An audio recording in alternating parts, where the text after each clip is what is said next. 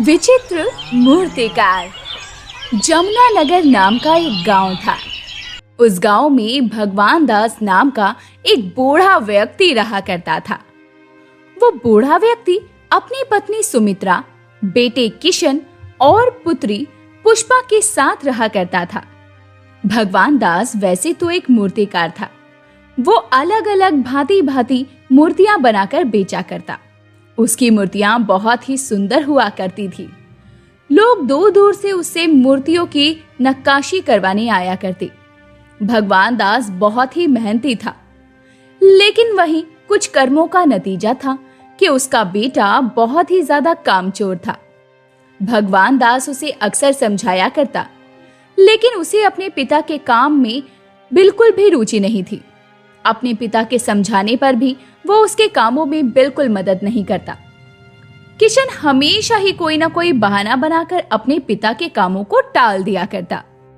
आज भी भगवान दास एक मूर्ति बना रहा था। तभी उसका बेटा किशन उसके पास आया। भगवान दास ने उसे देखा और पूछने लगा, अरे किशन, तू कहाँ घूम रहा है? कहीं नहीं पिताजी, बस अपने दोस्तों के साथ झरने पर गया था। बड़ा ही मजा आ रहा था वहां पर। किशन, ये तेरे घूमने फिरने के दिन नहीं है।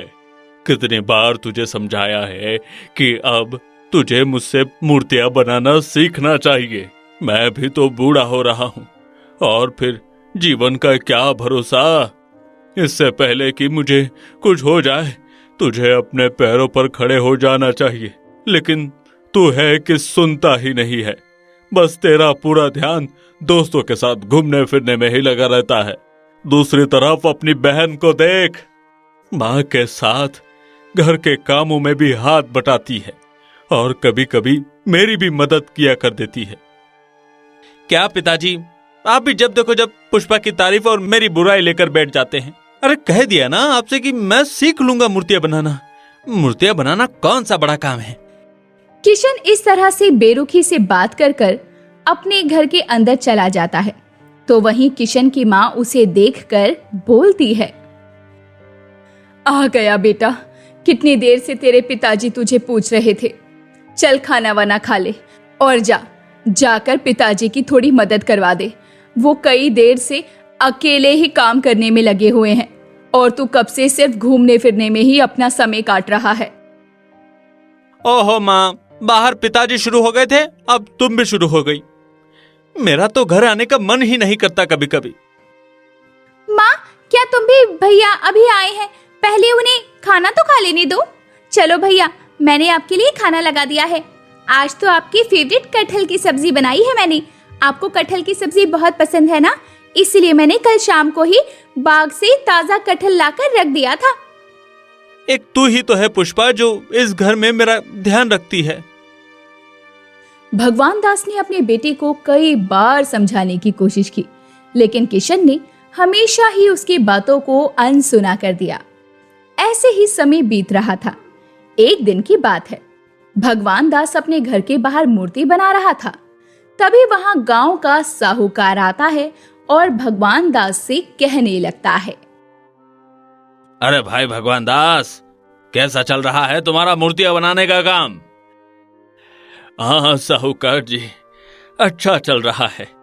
भगवान 2 टाइम अच्छे से खाने को दे रहा है, और क्या चाहिए हम गरीबों को। अपना सुनाइए कि आपका कैसा आना हुआ। अरे दरअसल भगवान दास, मुझे तुमसे एक बहुत जरूरी काम था, लेकिन ये बात मेरे और तुम्हारे बीच में रहना चाहिए। हाँ हाँ साहूकार जी, आप बिल्कुल चिंता मत कीजिए। बताइए, क्या काम था आपको मुझसे? अब साहूकार ने भगवान दास के पास जाकर धीरे धीरे उसके कानों में कुछ बातें फुसफुसाई। भगवान दास के चेहरे की रंगत ही बदल गई। साहूकार की बातें सुनकर उसका पारा गुस्से से बढ़ गया और वो कहने लगा, साहूकार जी, मैं आपको आपकी बात का कोई जवाब नहीं देना चाहता। बस यही कहना चाहता हूं कि भगवान के लिए चले जाइए यहाँ से, और कभी दोबारा यहाँ मत आइएगा। सोच लो भगवान दास, इसमें सिर्फ मेरा नहीं बल्कि तुम्हारा भी फायदा है। साहूकार जी, हम गरीब अपने फायदे और नुकसान के बारे में हमेशा नहीं सोचते, बल्कि इंसानियत के बारे में भी सोचते हैं। लेकिन ये सारी बातें आप नहीं समझ सकते हैं, इसलिए मेरा आपसे अनुरोध है कि आप यहाँ से चले जाइए और फिर कभी यहाँ मत आइएगा। साहूकार गुस्सा होता है और वहां से बाहर निकल जाता है। बाहर से किशन आ रहा था। किशन ने जैसे ही साहूकार को देखा तो खुशी से उससे पूछने लगा, अरे चाचा जी, आप हम गरीबों के यहाँ पधारे हैं, आइए बैठिए, मेरे साथ चाय पीजिए। थोड़ा भला मैं तुम लोगों का भी कर दूं, लेकिन तुम्हारे पिताजी को किसी की इज्जत करनी ही नहीं आती। मुझे खरी खोटी सुना दी और जाने को कह दिया। खैर कोई बात नहीं, इसमें मेरा क्या जाता है। ऐसा कहकर साहूकार तो अब गुस्से में वहां से चला जाता है। किशन को कुछ भी समझ नहीं आता कि आखिर साहूकार ने उससे इतनी बेरुखी से बात क्यों की थी। अब वो अपने पिताजी के पास जाता है और अपने पिता भगवान दास से प्रश्न करता है। पिताजी, साहूकार चाचा आए थे, लेकिन वो गुस्सा होते हुए यहाँ से चले गए। ऐसा भी क्या कह दिया आपने उन्हें? वो मेरे और उसके आपस की बात थी, खत्म हो गई। लेकिन तू बता, तू फिर घूम कर आ गया। अरे जीवन में कुछ काम धाम करना है या नहीं तुझे? ओहो पिताजी, आप फिर से शुरू हो गए। ऐसा कहकर किशन वहां से चला जाता है, क्योंकि उसे अपनी जिम्मेदारी का एहसास जो नहीं था। रात को सभी मिलकर साथ में खाना खाते हैं और सो जाते हैं। अगले दिन भगवान दास सुबह सुबह उठकर अपनी पत्नी सुमित्रा से बोलने लगता है।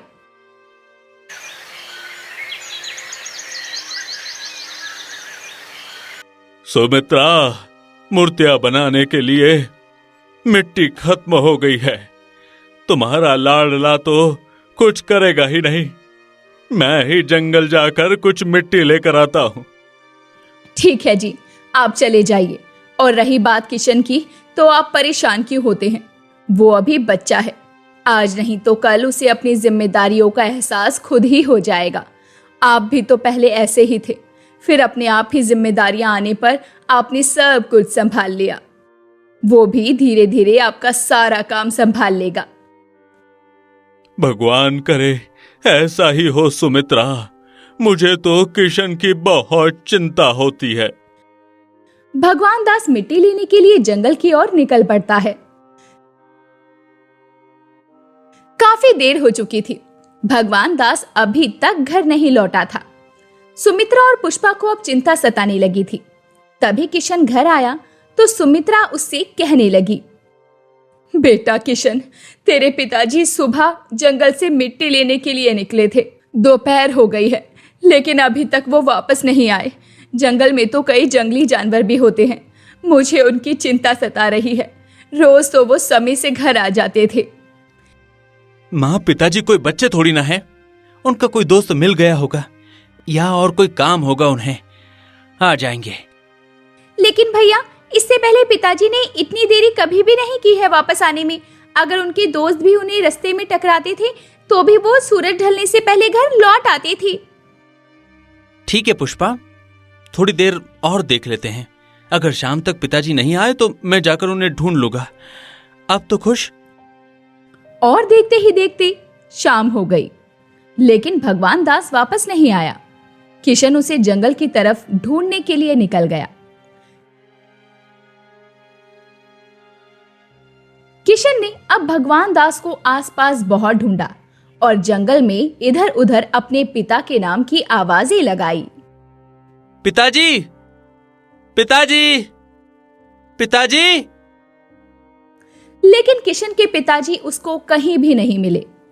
कई घंटे की तलाश के बाद वो उदास होकर वापस आने लगा। रास्ते में उसे शंभू दौड़ता हुआ मिला। वो किशन के पास आया और बोला, किशन भैया, भगवान दास चाचा की लाश मैंने झाड़ियों के पीछे पड़ी हुई देखी है। क्या ये तुम क्या कह रहे हो शंभू?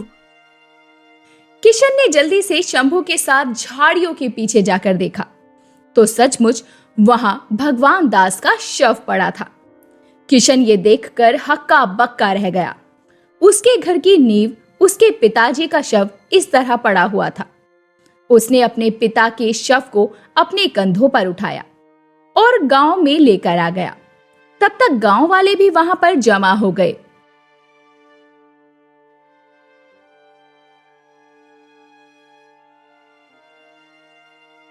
नहीं, ये सब क्या हो गया?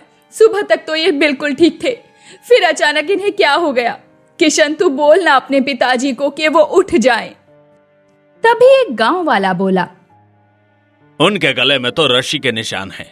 ऐसा लग रहा है किसी ने रस्सी से गला घोटकर उनकी हत्या कर दी है। सारे गांव वालों ने भगवान दास की हत्या को लेकर हड़कंप मचा दिया। गांव वालों ने मिलकर भगवान दास का अंतिम संस्कार किया।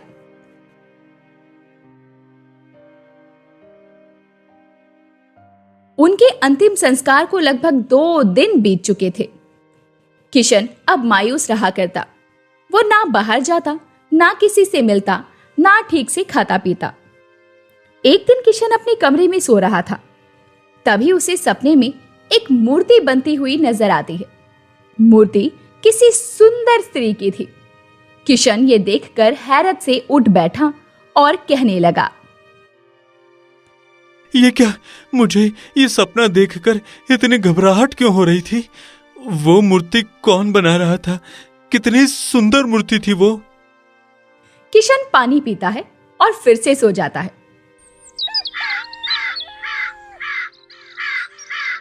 अगले दिन किशन उस कमरे में जाता है जहां बैठकर उसके पिताजी मूर्तियां बनाया करते थे। वो गीली मिट्टी लेता है और मूर्ति बनाने का काम शुरू करता है। किशन को कोई अंदाजा नहीं था कि वो क्या कर रहा है। बस वो मूर्ति बनाते जा रहा था जैसे उसे ये काम सालों से आता हो। और अंत में वो बहुत सुंदर स्त्री की मूर्ति बनाकर तैयार कर देता है। किशन उस स्त्री की मूर्ति को देखता है तो चौंक जाता है। तब तक सूरज उग चुका था। उसकी मां भी वहां आ जाती है। उसकी मां भी किशन को इस तरह देखकर चौंक जाती है और किशन से प्रश्न करती है, अरे ये क्या करिश्मा है किशन बेटा, इतनी सुंदर मूर्ति तूने बनाई है। लेकिन बेटा तूने तो कभी मूर्तियां बनाना सीखा ही नहीं, फिर तू इतनी सुंदर मूर्ति कैसे बना सकता है? जब भी तेरे पिताजी तुझे मूर्ति बनाने के कहते थे तू वहां से चला जाता था। पता नहीं माँ, रात को मैंने सपने में ये मूर्ति बनाते हुए देखी थी। सुबह मेरे पैर अपने आप इस कमरे की तरफ चले आए और मैंने मूर्ति बनाना शुरू कर दिया। मूर्ति बनाने के बाद मैंने जब देखा तो ये वो मूर्ति थी जो कि सपने में मैंने देखी थी। मुझे कुछ भी नहीं पता माँ कि यह कैसे हुआ। वो लोग ये बातें कर रहे थे तभी वहां पर एक ग्राहक आया और उस मूर्ति को देखकर आश्चर्यचकित हो गया और कहने लगा, अरे वाह, कितनी सुंदर मूर्ति बनाई है तुमने। तुम तो बिल्कुल अपने पिताजी की ही तरह मूर्तियां बनाते हो। ऐसा करो कि ये मूर्ति मेरे लिए पैक कर दो। अब किशन वो मूर्ति उस ग्राहक को पैक करके दे देता है। अगले दिन फिर से किशन जब सो रहा था तब उसके सपने में एक बहुत सुंदर दुल्हन की मूर्ति बनती हुई उसे नजर आई। किशन अब अगली सुबह उठा और उसने वैसी ही दुल्हन की मूर्ति बना दी। उसे एक ग्राहक ने आकर उसी दिन खरीद लिया, वो भी अच्छे दामों पर। अब ये रोज की ही बात थी। किशन अपने सपने में कोई ना कोई मूर्ति बनते हुए देखता और सुबह किशन वो मूर्ति बनाकर खुद ब खुद तैयार कर देता और उसकी मूर्तियां बहुत अच्छे पैसों में बिकने भी लगी थी। ऐसे ही समय बीत रहा था। एक दिन की बात है, किशन सो रहा होता है तभी उसने सपना देखा। सपने में उसके पिताजी की मूर्ति थी। किशन अगले दिन उत्सुकता के साथ उठा और मूर्ति के कमरे में गया और अपने पिताजी को याद करके उनकी मूर्ति बनाने की कोशिश करने लगा। लेकिन इस बार किशन से अपने स्वप्न जैसी मूर्ति नहीं बन रही थी और किशन परेशान होकर अपने आप से बोला, समझ नहीं आ रहा है कि मैंने इतनी सारी मूर्तियां बनाई और हर मूर्ति तुमसे बन गई, पर पिताजी की मूर्ति तुमसे क्यों नहीं बन रही? किशन की बहुत कोशिश के बाद भी उसके पिता की मूर्ति उससे नहीं बन रही थी। अब वो परेशान होकर सो जाता है। फिर सपने में उसके पिताजी आते हैं और किशन से कहते हैं, किशन बेटा। पिताजी आप? किशन, मुझे बहुत खुशी है कि आखिरकार तुम एक अच्छे मूर्तिकार बन गए, परंतु अभी मैं तुम्हारी तारीफ करने नहीं बल्कि तुम्हें एक बहुत जरूरी बात बताने आया हूं। हाँ पिताजी, बताइए ना, क्या है वो जरूरी बात? भगवान दास अपने बेटे को सारी बात बताता है और ये भी बताता है कि वो साहूकार उस दिन आया था तो उसके साथ भगवान दास की क्या क्या बातें हुई थी। ये सारी बातें सुनकर किशन को अब बहुत गुस्सा आता है और वो गुस्से में लाल होते हुए अपने पिताजी से कहने लगता है, पिताजी, साहूकार ने अच्छा नहीं किया। उसे क्या लगा कि इस बात का पता कभी किसी को नहीं चलेगा। अब देखना, मैं उसे नहीं छोड़ूंगा। ये सुनकर भगवान दास बहुत खुश हुआ और वहां से अंतर्ध्यान हो गया। किशन की नींद खुल गई। किशन ने देखा कि उसके पिताजी की मूर्ति अपने आप बनकर तैयार हो चुकी थी। अब किशन ने उस मूर्ति को अपने घर के बाहर फूलों की माला पहनाकर सम्मान के साथ स्थापित कर दिया। फिर उनकी पूजा की। अगले दिन किशन साहूकार के पास गया और उसे देखकर साहूकार बोलने लगा, अरे किशन, तुम यहाँ? बताओ कैसे आना हुआ? क्या बताऊं साहूकार जी, आप तो जानते ही हैं हमारे घर में कितनी गरीबी है। पिताजी थे तो वो मूर्तियां बनाकर घर का खर्च चला ही लिया करते थे। लोग उन्हें बहुत अच्छी तरह जानते थे तो उनकी मूर्तियां भी बिक जाया करती थी। अब तो वो भी दुनिया में नहीं रहे और उनके जाने के बाद मुझसे तो कोई मूर्तियां ही नहीं खरीद रहा। आप कृपा करके मुझे कुछ काम दे दीजिए ताकि मेरे घर का खर्चा चल सके। अब साहूकार किशन की बात को सुनकर बहुत खुश हो जाता है, जैसे उसका कोई बड़ा सपना पूरा होने वाला हो, और उससे कहता है, देखो किशन, एक काम तो है मेरे पास, लेकिन वो थोड़ा सा टेढ़ा है। अगर तुम कर सको तो बताओ। साहूकार जी, आप चिंता मत कीजिए, मैं कितना भी टेढ़ा काम करने के लिए तैयार हूं, बस मुझे पैसे चाहिए। ठीक है, तो सुनो, मैंने जमींदार के घर से कुछ हीरे चुराए हैं। मैं उसे शहर ले जाकर बेचना चाहता हूं, लेकिन मैं उसे शहर ले जाकर नहीं बेच सकता क्योंकि उसमें खतरा हो सकता है। तुम ऐसा करो कि मेरे लिए कुछ अलग अलग तरह की मूर्तियां बनाओ और हर मूर्ति में तुम कुछ हीरे छुपा कर रख देना। मैं उन मूर्तियों को शहर बेचने के बहाने ले जाऊंगा और फिर उन्हें तोड़कर सारे हीरे निकाल लूंगा और इन हीरे को बेच दूंगा। लेकिन हाँ, एक बात याद रखना कि इस बात की खबर कानो कान किसी को नहीं होनी चाहिए। बताओ, क्या तुम ये करने के लिए तैयार हो? साहूकार जी, आप बिल्कुल चिंता मत कीजिए, मैं ये बात किसी को नहीं बताऊंगा। और आप मुझे काम दे रहे हैं, यही मेरे लिए बहुत है। आपका हर काम करने के लिए मैं तैयार हूं। आप चिंता मत कीजिए, मैं आपके लिए ढेर सारी मूर्तियां बना दूंगा और उसमें सारे हीरे छुपा दूंगा। साहूकार घर के अंदर जाता है। वो हीरे निकाल कर लाता है और किशन को दे देता है।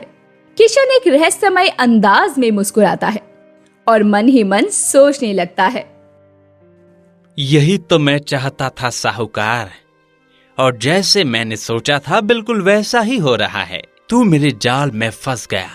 अब तू देख कि मैं अपने पिता की मौत का बदला कैसे लेता हूं।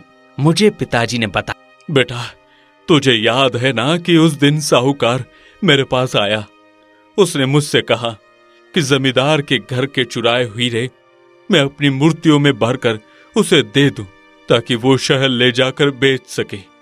मैं जानता था कि वो हीरे बेचकर उन पैसों को उल्टे सीधे कामों में लगवाएगा और उससे गरीबों का नुकसान होगा, इसलिए मैंने उसे डांट कर भगा दिया। और मैं जमींदार जी के यहां पर जाकर ये बात बताना भी चाहता था। उसे इस बात की खबर लग गई थी, इसलिए उसने अगले दिन जब मैं जंगल गया तो उसने अपने कुछ आदमियों को भेजकर रस्सी से मेरा गला घुटवाकर मरवा दिया।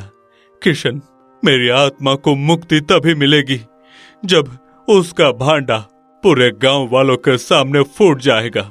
आप चिंता मत कीजिए पिताजी, मैं उसका भांडा जरूर फोड़ दूंगा। और फिर सारे हीरे लेकर किशन अपने घर आ गया।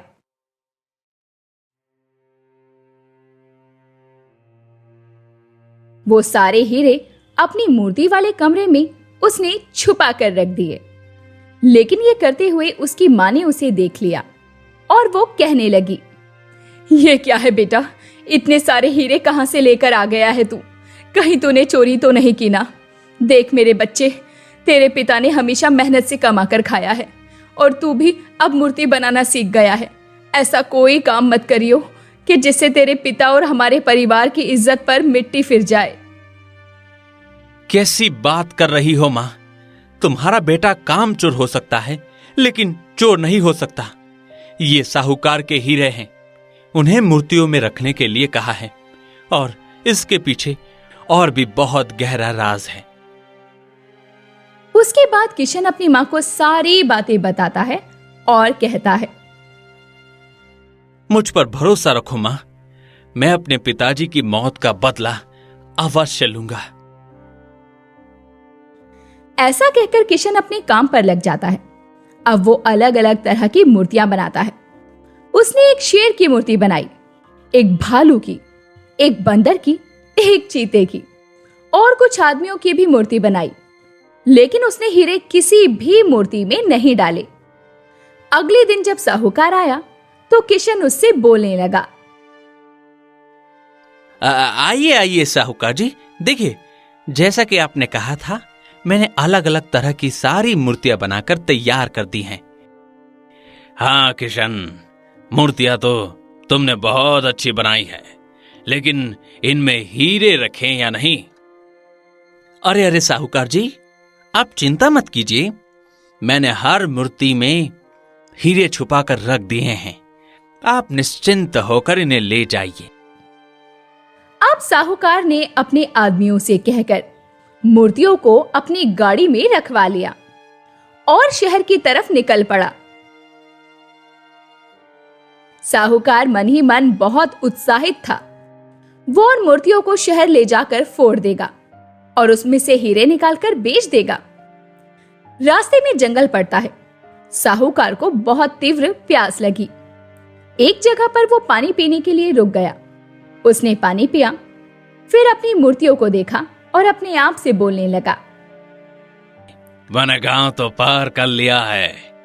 ये मूर्तियां इतनी भारी हैं और रास्ते में टूटने फूटने का भी डर है। कहीं ऐसा ना हो कि शहर पहुंचकर ये मूर्तियां गाड़ी में रखते ही टूट जाएं और इसमें से हीरे बाहर आ जाएं और लोग उसे चुरा लें। क्यों ना मैं इसी जंगल में सारी मूर्तियां तोड़कर सारे हीरे निकाल लूं और अपने पास रखकर शहर ले चलूं। इसी तरह किसी को कुछ पता भी नहीं चलेगा और मेरे हीरे भी यहाँ से चले जाएंगे। हाँ, ऐसा ही करता हूँ, यही सही रहेगा।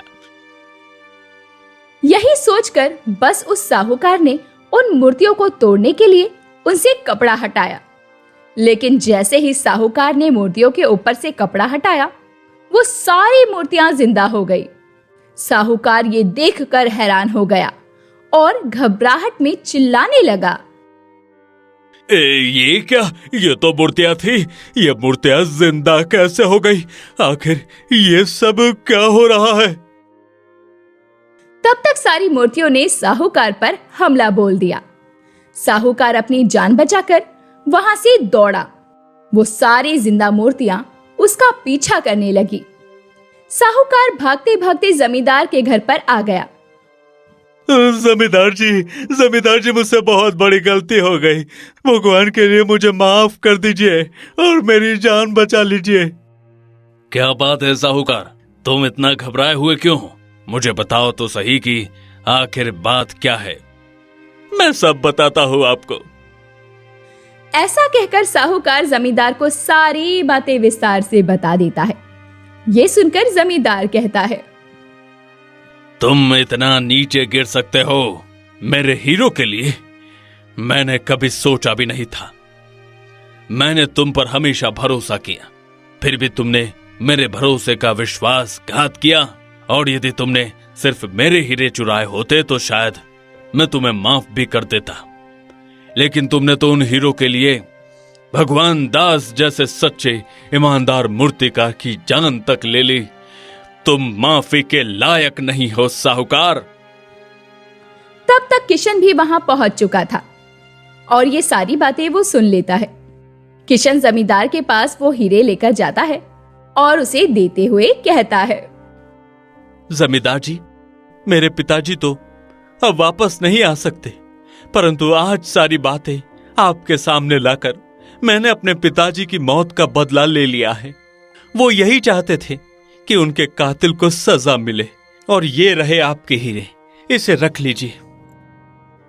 किशन, ये हीरे तुमने वापस लिए हैं, इसलिए इन हीरो पर तुम्हारा अधिकार है। इन्हें अपने पास रख लो। और रही बात इस साहूकार की, तो हम इसे पुलिस के हवाले कर देंगे और कानून ही इसे सजा देगा। वो तो ठीक है साहूकार, लेकिन ये हीरे आपके हैं, मैं इन्हें नहीं रख सकता। आप इन्हें ले लीजिए, शायद इससे मेरे पिताजी की आत्मा को मुक्ति मिल जाए। ऐसा कहकर किशन जमींदार को वो सारे हीरे सौंप देता है और वापस खाली हाथ अपने घर आ जाता है। किशन रात को सो रहा था, तब फिर से उसके पिता भगवान दास उसके सपनों में उसे दर्शन देते हैं और कहते हैं, किशन बेटा, मुझे तुझ पर गर्व है। तूने मेरी मौत का बदला ले लिया। मेरी आत्मा को शांति मिल चुकी है और मैं मुक्त होकर जा रहा हूं। मेरा आशीर्वाद तेरे साथ है। हमेशा ईमानदारी से काम करना और कभी किसी का बुरा मत करना। ऐसा कहकर किशन के पिताजी अब अंतर्ध्यान हो जाते हैं। उनकी आत्मा को अब मोक्ष मिल चुका था, क्योंकि उनका बेटा भी अब जिम्मेदार हो गया था और उसके कातिलों का सच भी सबके सामने आ चुका था। अब किशन की सुबह नींद खुली। किशन को भी संतुष्टि थी कि उसने अपने पिता को मुक्ति दिलवा दी। अब किशन ईमानदारी से एक मूर्तिकार के रूप में मेहनत करते हुए अपना जीवन व्यतीत करने लगा और उसके बाद उसने कभी भी अपने परिवार की जिम्मेदारियों से मुंह नहीं मोड़ा।